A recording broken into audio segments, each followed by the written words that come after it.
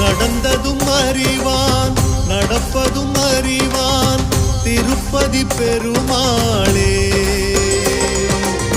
நடப்பது எல்லாம் நாராயணன் செயல் திருப்பதி பெருமாளே.